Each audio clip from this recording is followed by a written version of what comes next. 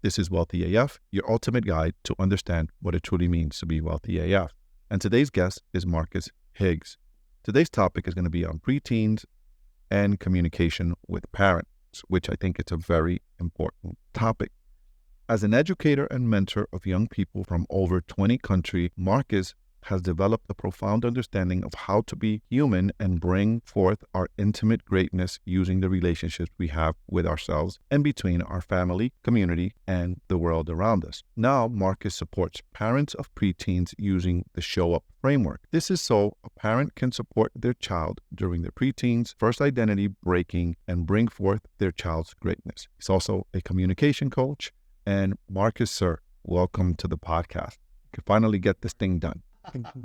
It's good to be here, man. It's you got to stay with it. We'll get it. We'll get the message out. Yeah, brother. Thank you so much for coming on. And I want to go in. I want to go into it. I think off air earlier we talked about I mentioned to you I have 4 kids, and I know how difficult it is. The preteens, not the worst era, not the worst. I have 20. All of my kids are in their 20s now, and preteens is not the worst. Teens is the worst, the worst time, right? Shit, I got stories after stories after stories with all 4 of mine I could give you in the teen stages. What are the biggest challenges that parents are facing today in this day and age with the social media and all the information era we're living in, that parents are facing today as it pertains to communications and their preteens? Hey, all right. I'm going to answer your question about what is unique about today in this day and age.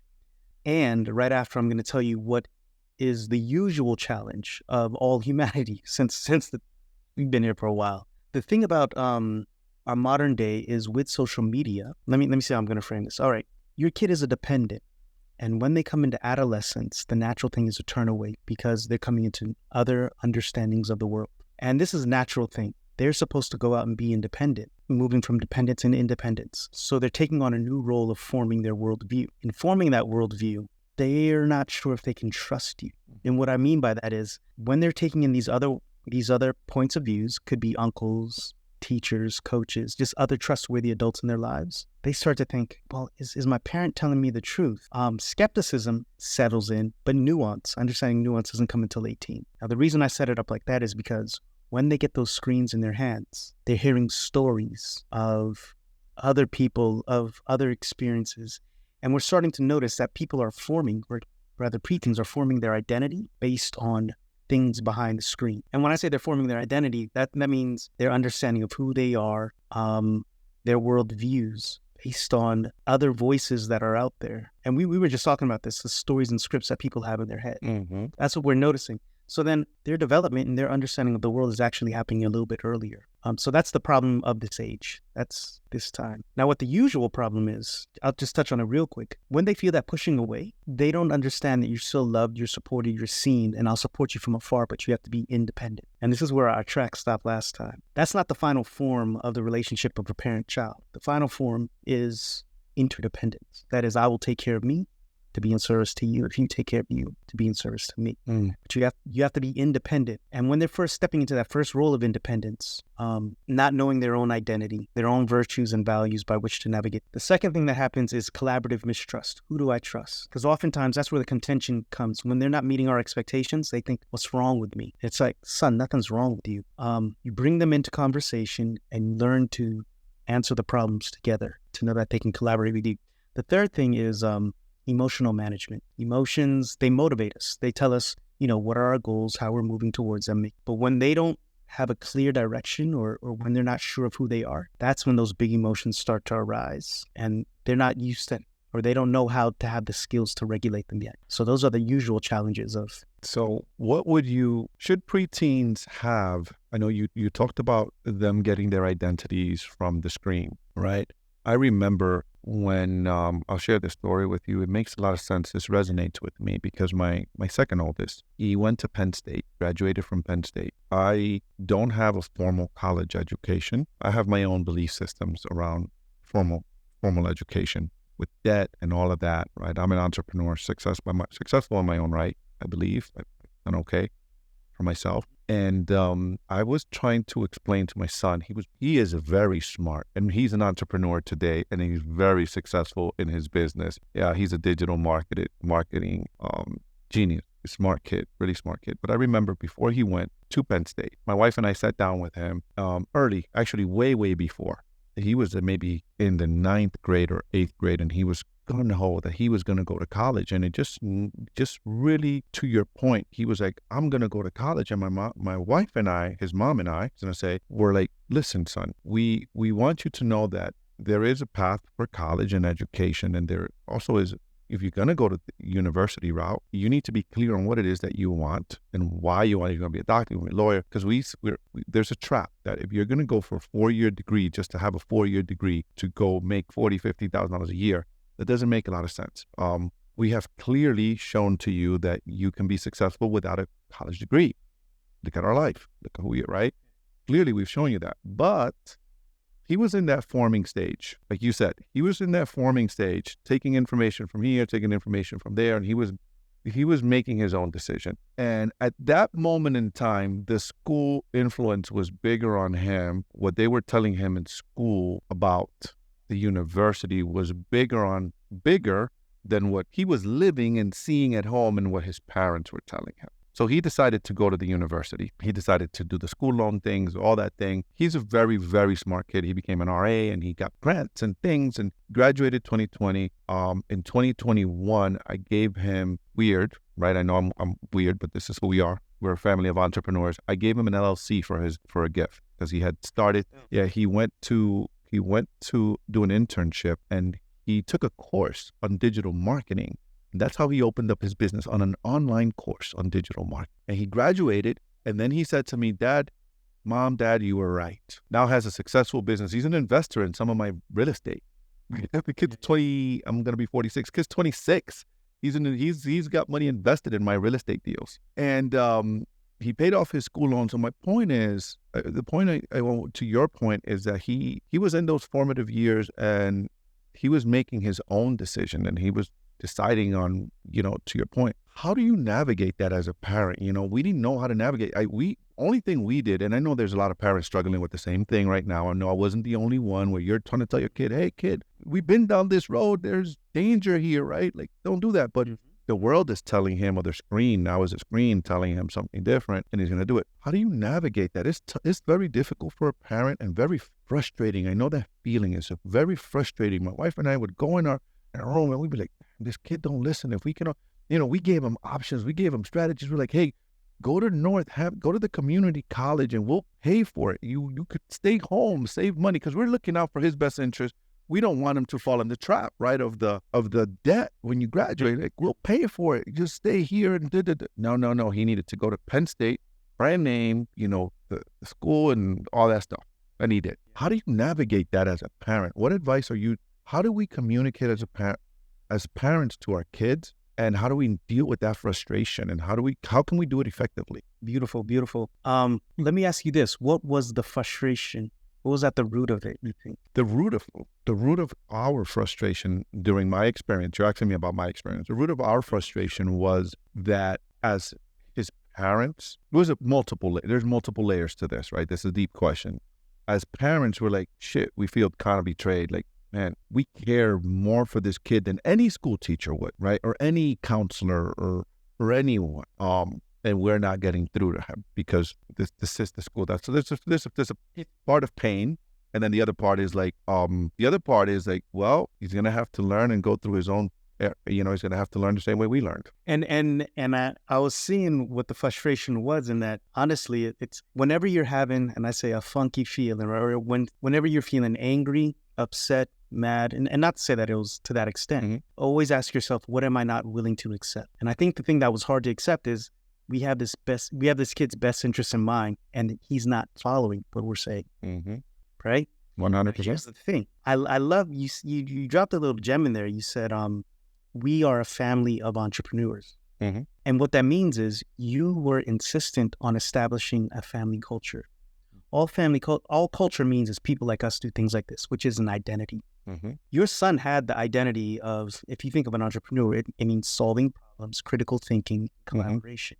So he still had those skills if he went to college or not. But there's the beautiful thing. He gets to own his story.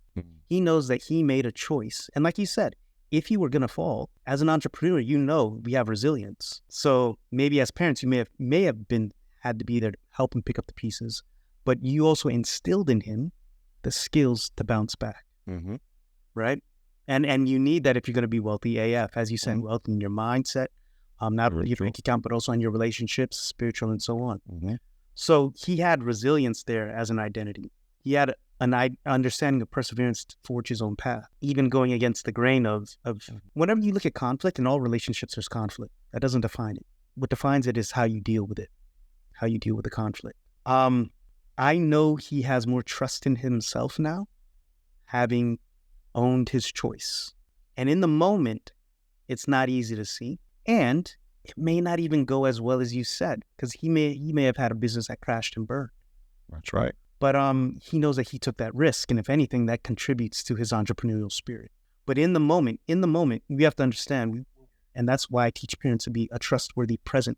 Trust is based on three things. One, the person's telling the truth. Two, it makes sense to the person. What you were sharing with your son wasn't necessarily making sense to him. And the third one is they have to know you're working in their well-being. So I believe you're working in his well-being.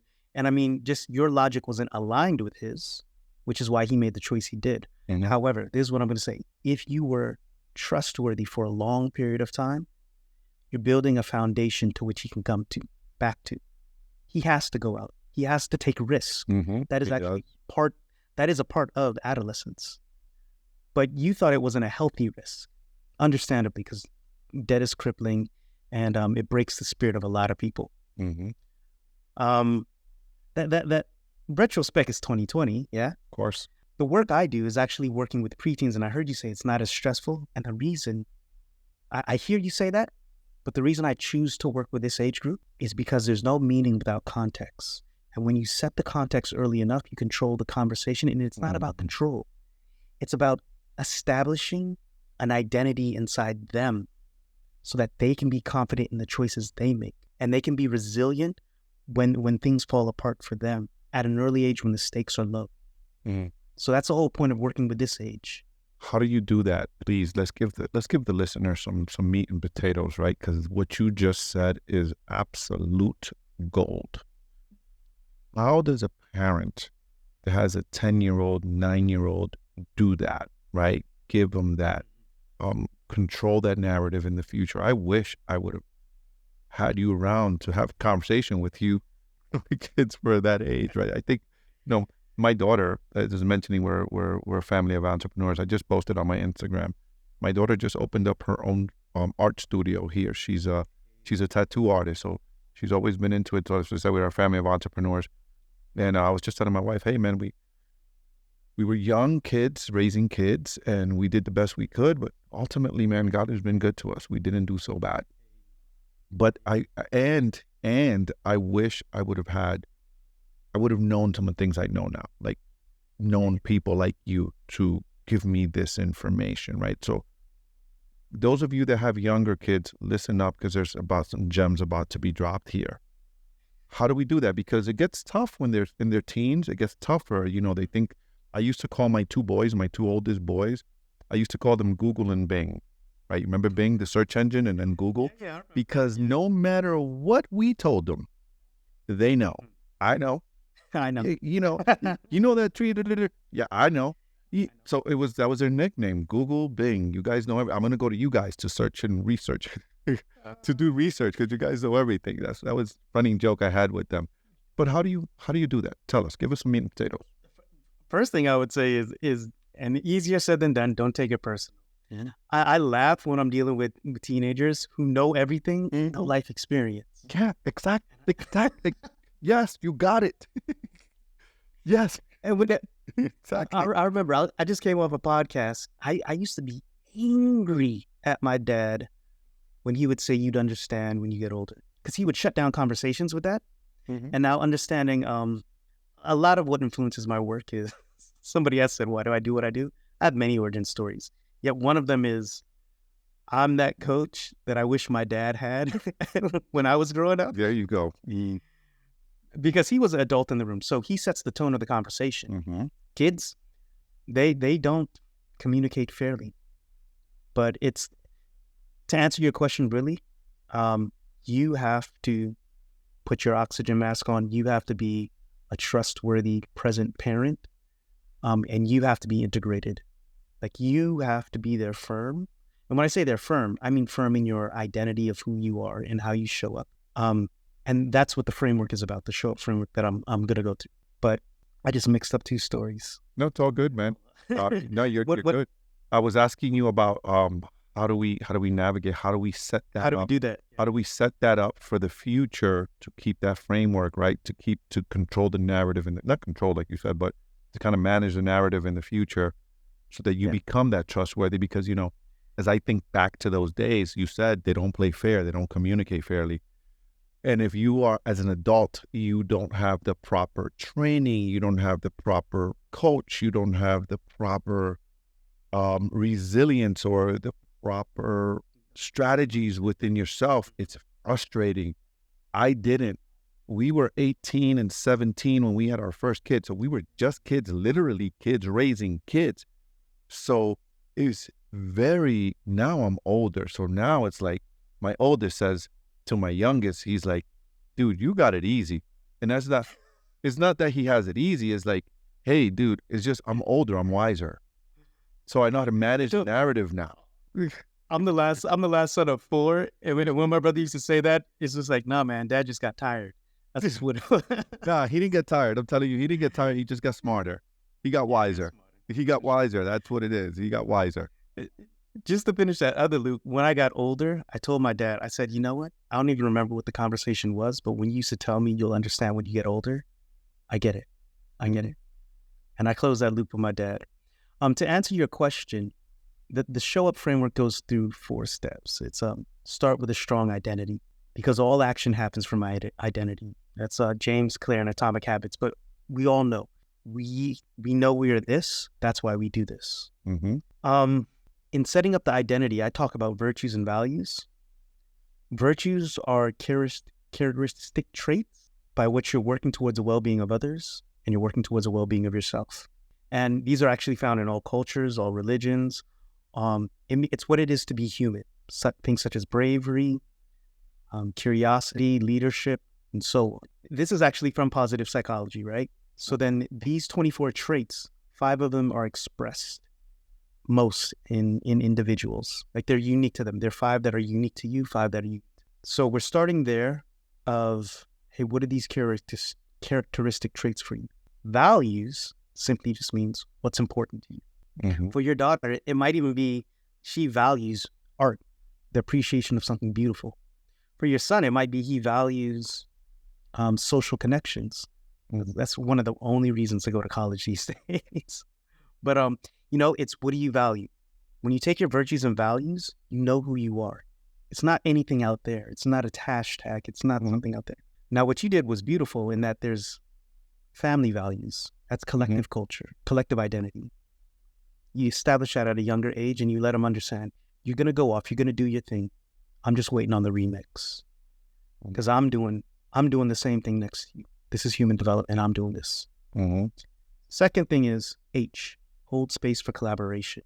Oftentimes when kids are going through troublesome times during that breaking up that I was saying, they think, what's wrong with me? And that's when you say, baby boo, nothing's wrong with you. These are just growing pains. And that contention is when they're not living up to our expectation, we have to say, hey, invite them into the conversation, say, let me get your ideas, your thoughts on this. That's active listening. Then you let them know what the expectations are, and then you turn and say, let's face this challenge together. I'm not against you. I'm helping you solve this problem. Because when people aren't meeting your expectations, it's one of 2 things. It's either they don't have the skills, they don't have the support, or it could not be interesting to them. It's just they really don't care about it. But oftentimes, if they want it, kids want to do good, Kids want to do good. It's just they don't have the skills or they're not supported. Mm-hmm. And in doing that, they think something's wrong with them. It's like, nothing's wrong with you. This is what growth is. Nothing was wrong with you and your wife at 17 and 18 trying to figure life out. I remember my brother was just like that. And I remember I was mid-20s, and I told him, dude, By the time you were my age, you had 2 kids. His wife had to drop out of college to take care of him. Mind you, they're doing very well as e-commerce entrepreneurs and himself as a programmer. I said, dude, I don't think I could have done that at your age. He said, Marcus, there's no right time to have a kid, but there is a wrong time. And he said, when it's that wrong time, you figure it out. Like that's when it's all hands on board. Like no BS, just get to it. Anyways, my point being, no shaming, no blaming, no complaining to him of when you're going through troublesome times. It's just they know how to show up in that time. So hold space for collaboration. H is open up communication. Quality of your communication is directly related to the quality of your life. And communication means how you do talk with others, yeah? Also how you talk with yourself. And there's strategies and tactics by which you can open up the communication with your kid. How you can pass on your beliefs without being preachy. I could probably give you an example of maybe the situation you brought up. Let me show you now, right? So it's ABC. Your son, you and your son are going back at it. He's saying he wants to go to college. You're like, hey, I don't want you to do it for all these other reasons. Open it up to accept what he has to say. And what you're doing is you're validating him and you're like saying, I see this. Yeah, I see this. I understand. You don't have to agree, but just like give him space to express himself so that he knows my voice is valid in this conversation. B would be to build upon it. It's showing you that you're actually understanding him and you're making the point actually for him. What that does is that breaks down the contention. And it's just like, okay, yeah, no, this person sees where I'm coming from. And then you challenge with curiosity. You just drop in a question because you never change a person's mind from the outside. You always change their mind from the inside out. And what a question does is it's not attacking the person. It says, I wonder what would happen if you had this mounting debt of all these other people. Or, I wonder if you took this route and actually doubled down on the business before going to college, and you could do it in tandem. And then you actually try to come up with a solution together. Now, that's all hypothetical. That's all in the past. That's one approach you could have had. Another approach would have been to speak of why you came into that belief of debt. There's a reason you have that belief. That's why it's important to you. Yeah, of course. Yeah. And when you I know too many people in debt that are broke and struggling and can't make it, and it just didn't work. It does. Most people I know, most people that I went to college, that's their situation. They're struggling with debt. The system's set up like that in a sense. Yeah. If you're not quick to the system. So what we do is we say me, we, and then you bring them in. You say, look, this is what I believe. And this is what we believe as a society. Oftentimes this is what happens. And then you invite him, make it relevant to him in the conversation. Again, we're opening up conversation, not to change their beliefs, or let me not say not to change, but rather to respect their voice in the conversation, knowing that they're going to make their own choice eventually. But we want to steer them towards healthy risk. That's the thing a lot of parents get messed up on. It's like, if they're doing something else, it's not personal and it's not permanent. But again, that's wisdom that comes in time. Yes, sir, it is. And I got to tell you, at the moment and time when you're going through it, it feels permanent. It feels personal. It feels permanent. And so this is why these are great strategies that we're giving to those folks with those kids, right? Or their kids are coming up, and it feels personal, man. It hurts. You're like, this shit, I'm doing the best here. And I really, as a parent, you have your child's best interest. I remember, you said your dad used to tell you, I tell my kids, my wife and I both tell our kids that you'll know when you have your own kids, and I tell often my boys, one day you're going to be the man of your house and you're going to have to set standards and rules and things in your house. You don't know when I'm setting you up. I'm teaching you accountability because I'm setting you up to become that man. And one day you'll know when you are that man. I'm waiting for that day still there when they have their own families and they're like, yeah, Dad, I get it. I know what you're saying. I get it now. But it's painful and it's you take it personal. You cannot not, Tony Robbins, I'm a big Tony Robbins fan, Tony Robbins guy. And Tony Robbins in one of his events that I went to, he said, the hardest, and Tony is the best of the best in this coaching game, right? The best of the best, the top of the game, coach best athletes, top of the top. And he's like, the hardest people to coach is your own family. The hardest people, Tony Robbins said this, the hardest people to coach is your own family. And it's because it's so hard to take out the emotion, the love, but you can't remove love. You can't remove that I care for you the way I care for you, right? You can't remove. So it's like, man, if I could just take what I have here and just put it in your head, right? Transfer it from my head to your head. You can see what I'm talking about. You can see what I can, and it's just, it's tough, man. You know what? Two things on that, right? You're supposed to share your perspective with them, but you have to honor they got their own perspective. Dude, that comes with time, brother. That comes with time. Yeah. I get you. I get that now. Yeah, you get it now. I get it now. Looking in hindsight, now I can have conversations with my kids, and they're adults now. And it's like, it took me growing too. It took maturity on my end to, my wife got it way sooner than I did. She just is just smarter than me. She's just better. She's just in these areas. She's just significantly better than I am. And she's like, hey, you got to let the kids be the kids, and you got to be able, she tells me, she's like, you don't think sometimes I'm there at the table and they're talking their crazy smack and I just don't feel like telling them something, but I just hang in there because it's exactly what you're saying, right? I let them have their voice. I let them, and I know that eventually they're going to come around, and I share she knew that intuitively how to do that. I don't know how she figured it out, but she did. And she had to coach me up on it. That's for sure. One thing worth noting, we weren't meant to raise our kids by ourselves, right? And let me explain that. There's this book called Mothers and Others.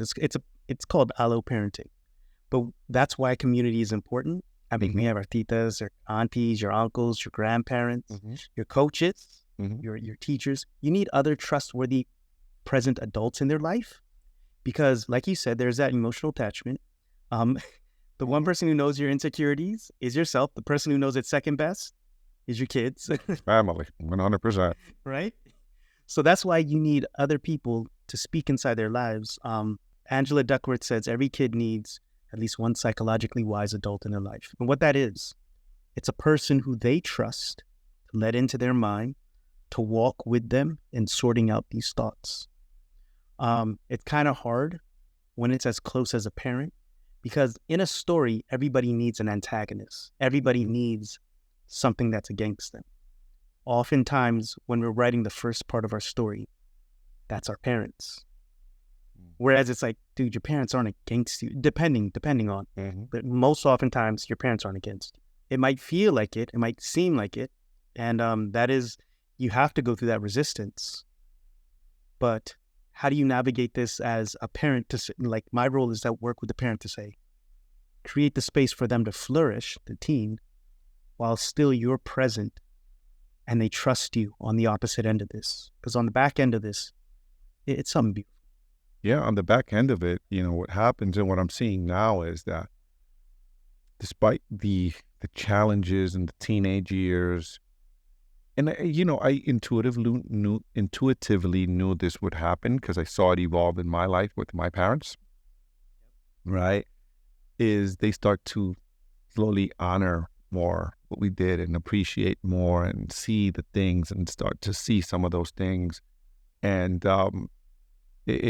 and we can have those conversations, but now, again, you get older after 4 kids with the 4th one. It's still frustrating sometimes. Don't get me wrong. Sometimes as a parent, you're like, shit, what are you talking about, kid? Like, what are you saying to me right now? Like, Yeah. Like, it's managing those emotions to stay steady and hear them out and ask questions, right? And ask those questions. Well, what if? Let me see how this resonates with you. I heard this. This is from Tony. Oftentimes when we experience something, it's not the thing. It's our understanding of the thing and how we're experiencing it. And this is for sure Tony. He says the 3 things you control is where you put your attention, focus, the meaning, the focus, and then the meaning we give to that experience. Yep. And then the action you take on it. And you control all of that. So then whenever we end up frustrated, it's like, what am I focusing on? Why am I being frustrated by this? Am I choosing to respond in frustration? And that's not to blame the parent, but that is to give power to the parent to say, you own this. You can own it. And it's finding that space in between where you could hopefully dissolve. And the frustration is not bad. Emotions aren't bad. Own it. Like, but what emotions do is they're a signal to your understanding of what this is. Yeah, which is absolutely beautiful. So when a parent is having that conversation that you're like, holy, what is this kid talking about? Like, where did he learn this? Like, where is this new thing coming from? Right? Because I remember my kids coming home with listen, I had one of my kids, we used to take him to church every Sunday. We made sure we were in church every Sunday. We wanted to make sure we gave our kids, we knew that just because we took them to church that they weren't necessarily, but we wanted to give them biblical foundation. That's just my values and my principles for my family. That's what we decided. And one day, one of my sons come home and he's like, I don't know if I believe in God. And I'm like, what are you talking about, kid? Like, where the heck is this coming from? You know what I mean? Like what? Right? Yeah. And my wife was cool and collective about it. And, and I was like, what are we talking about here, dude? Like, do you know how blessed we are? Do you know how lucky? Do you think I did this? Yeah, you know what I mean? Like, I'm trying to think, like I do this, man. I was 17, I was 18. Look where we live. Like, are you kidding me? Like, I'm not that great. Like, are you stupid or what the hell's going on? And my wife is cool and collective about it. How do you manage that? Like, how do you navigate, in those moments? Like, something for me that is a big deal. It's one of my foundations. It's one of my values, right? That is a big deal for me, right? I believe in God. Yeah, I curse, and that's who I am. I'm being authentic, but I'm firm. Yeah, I'm very centered in my faith, and I know I'm not that smart. And I tell my team this all the time. Hey guys, I'm not that smart. I go every morning. I go into prayer. I put it in God's hand, and then I go to work. And then I go to work, and then God does the rest, and I leave it up to God to make sure that the opportunities and that things work out for us. But then I pray and I go to work. How can one regulate their emotions and something that big when your kids come with some off the rack shit like that? Like, they just come off with some, like, what are we talking about here, kid? Give us some strategies to navigate those moments. This is the thing though, right, Martin? Your values, this may be a hard pill to swallow. Mm-hmm. Your values are not your kids' values. Yeah. You want to pass them on. You want to share them. You do want to influence them, right? But you have to understand your values are not their values. I'm just curious real quick. Maybe why is it your wife was so cooler about it? Mm-hmm. And I love how you owned it in the conversation. You said, yeah, I value this, and this is why. Again, come into that conversation. You could share with your son why you value the divine presence. Commit your work to the Lord and your plans will be established. Most definitely. You know what it was to come through hardship, and you know where the Lord has brought you from. Most definitely. You know what you seek first, and then all these other things are added unto you. So you share that with him, and you know what? You invite him into the space for him to express himself. I know it's easier said than done on things where you think it's salvific or at the heart of what life is. If you can plant those seeds now of, I can let you have your opposing views, and I'm not trying to shut you down. In other issues later on, he knows that he can trust you to open up. Yeah, you're 100% right. You are. You know how I know that? Because I took that approach. It took some time of shutting up and listening and taking the cool approach, right? Around me, for him to be more himself around me, if that makes sense, right? Yeah. So, but because my wife was always the cooler head of the two, right? When it came to it, the kids would talk all kind of craziness around her, right? And so they would just talk and just all kind of crazies, right? And then she would bring back the info to me, and that's how I would stay informed. But she was like, dude, you they can't with you because of exactly what you're saying. Exactly what you're saying. She's like, they change when you're around because they can't, because you come in hot. Two things, right? I hear you say they would speak craziness. One of the definitions of craziness is your understanding of the world does not match reality. Yeah.